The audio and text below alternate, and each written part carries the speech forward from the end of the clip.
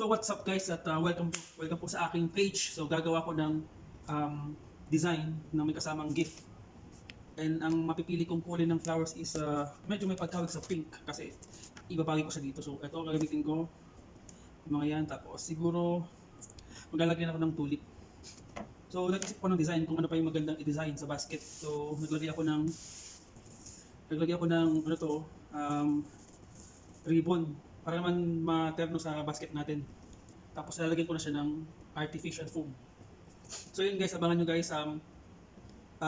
I-video ko to para at least makatulong ulit ako na makapag-share man lang ng ideas. Kaya sa simpleng basket na to, pwede natin mapaganda.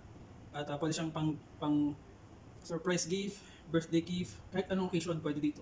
Basta kung meron kayong gift, pwede i-apply dito kahit ano. So guys, abangan. So lalagyan ko na siya ng foam para at least mas ipap ko na yung aking design. Ayan, so ang next na ilalagay ko is yung gift. After ng gift, i-apply ko din mga flowers natin, special flowers. So yun guys, after nung artificial foam, is ilalagay ko na itong gift natin.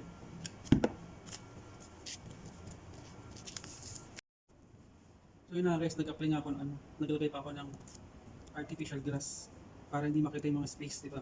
Para manis, para siyang parang natural lang talaga, di ba? At para hindi makita yung artificial foam kasi dapat hindi yan makita eh. So, umpisa ko na guys. Yun, so guys, umpisa natin. So, okay na siya. Naset up ko na siya. So, lagi ko na lang itong mga roses na flowers natin.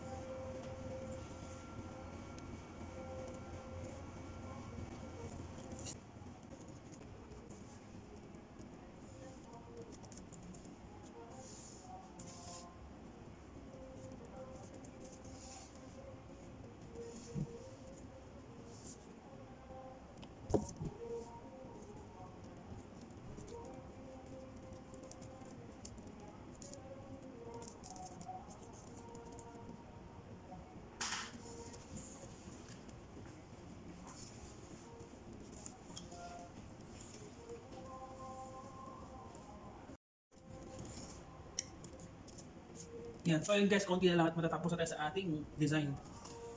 Di ba?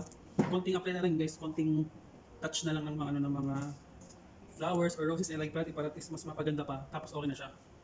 So makita yung pinaka-final na guys mamayang konti, maya-maya. Pero hindi pa naman final pero maganda na siyang tignan guys. Special na special talaga. Pink na pink talaga to guys. Wait lang. Yan, so ito na yung ginawa ko. So okay na siya. Tapos may nakalagay dito. Yan, diba?